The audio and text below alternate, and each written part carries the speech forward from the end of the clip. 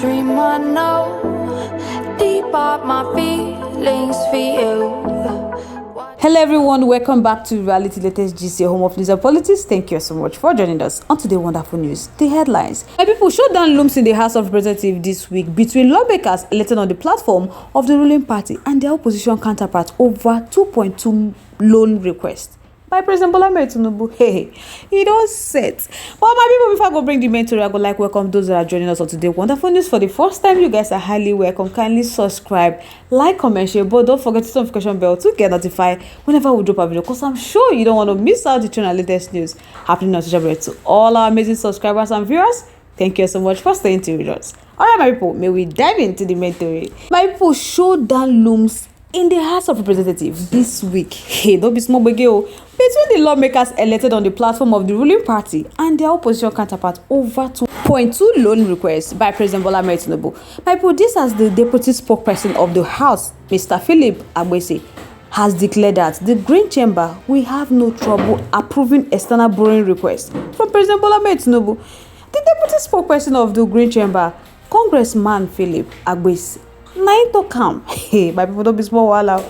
They say President Tinubu loan request was contained in a letter transmitted to the Parliament, and it was read by the Speaker of the House of Representatives, Tajuddin Abbas, during Tuesday plenary. So, my people, if approved, the President said the loan would fund the 9.7 deficit in the 2024 budget.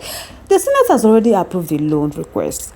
Before you now know. So, with the House expecting to debate same ahead of the approval later this week, they don't know so they don't go approval. So, speaking exclusively with the Punch on Sunday, the Benue lawmakers, who doubles as the deputy chairman, the Committee on Media and Publicity, reasoned the House. They said they will not hesitate to follow the footsteps of the Senate in granting the request of the President to borrow externally to fund the budget deficit. So, according to him, the House will approve the loan request as long as it is meant for the execution of capital projects across the country, as stipulated in the letter transmitted to the National Assembly by the President. Because as the matter be, they talk say the President-led government has been prudent with their resources, so they will approve the loan request without hesitation, adding that the request will be treated in conformity with standing procedure. Now, make Tujaba say that they can tell us that the relevant standing committee have commenced scrutiny of the loan request ahead of the consideration by the House, but they want to assure Nigerians that as their representative, they will abide by strict standard procedure in doing their job as far as their request is concerned. My people, concerning the debt burden, Nigeria's total public debt currently stands at 136 trillion, my people. So Philip justified the president's quest to borrow more, saying that the current government, they have seen investing their scarce resources are encouraging. So from the Honorable Minister of Finance to the Accountant General Office, they have seen fiscal policy that aim to safeguard taxpayer resources. Philip added that just as past approval by the Parliament were done in line with due consultation with other relevant stakeholders and experts, the situation would not be different this time. So what has changed since the inauguration of the incumbent All Progressive Congress-led administration? Philip, who represents Ado Ogbadia Okboku, Federal Constituency of Benue State, noted that the executive is enhancing their budget system in terms of priorities. So, while declaring that it may not be far from the truth that past administration took foreign loans to spend on disposal, Philip insisted that the 10th Parliament is carrying out their oversight function to see that every penny counts in the overall interest of the people. So, my people, reacting to an exclusive report by Punch, quoting some lawmakers saying that some state governors appear to have changed their rigid stand on Tinubu's tax reform bill now before the Parliament for consideration. The lawmaker added that the resilience of legislator may have informed the development. So many governors are doing so because they have seen the resilience of the Parliament to do what is right for Nigerians.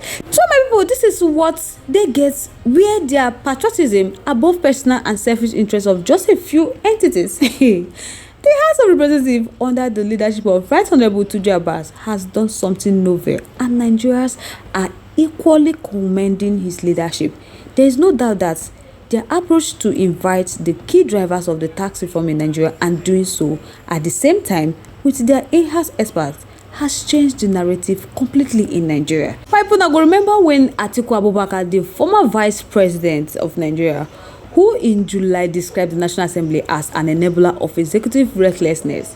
Philip don come out come talk say Nigerians should not mind Atiku Abubakar, that they should not take him serious because the parliament won't be bothered about his opinion, which was probably expressed from abroad or somewhere in Dubai. That the only time that politician who won an election was when another candidate from the Stàrt carried him on his back as a running mate. So the only thing he sees about Nigeria is when an election will take place. The lawmaker also assured Nigerians that when granted, the loan would be used for the intended purpose. My people don't be small while now. So he said that the House of Representatives will ensure that some monies, if approved, are not going to be diverted. Because they understand the president and they understand that what he is doing is to reposition critical institutions for optimal performance as well as delivering on infrastructure that will stand the rest of time. So they know they fear for that one. That it is possible to extend the lifespan of the 2024 budget to ensure that ongoing critical projects receive desired attention and they are all completed. Also speaking, an APC lawmaker from Imo State, Chika Okafor, said that the loan request by the president was in order. He said their country in the past years have been suffering from underinvestment in a very critical sector that stimulates the economy. So how much of the resources go to funding, financing, infrastructure in such critical things like road, health, education, agriculture? That how much? Here's a question. He said, what do they expect? That when their current revenue and receipts are inadequate to fund the necessary and require investments necessary to sustain the stimulation of their commerce and economy, what do they expect? That's rather they will resort to borrowing, especially if when they reserve the capacity to do so. So, but in talk say waiting no go support. Now the borrowing, borrowing to fund ordinary appetite. Say by this, it mean borrowing just to fund recurrent expenditure. That once the borrowing is geared towards the funding of critical capital items, then they are moving in the right direction. Meanwhile, my people, the minority caucus of the House of Representatives has warned that the provision for deficit financing in the 2024 budget is not automatic, adding that borrowing should be the last option rather than the first resort. So speaking on Sunday, the leader of the minority caucus in the House, Kingsley Chida, said that it is not automatic, that borrowing should not be the first resort, that it should be the last option, particularly when borrowing with interest. He has a question that what are the specific projects they intend to fund with that money? What are the repayments plan?